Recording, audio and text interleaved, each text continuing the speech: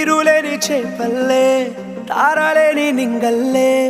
జీవమేది నాలోనా నువ్వు మాటలాడందే మళ్ళీ అలాకొస్తానే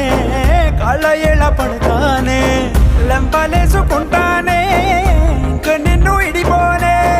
ఉప్పు నీటి ముప్పుని కూడా గొప్పగా దాటే కట్టునే నీ కంటి నీటికి మాత్రం కొట్టుకుపోతానే నీకోసం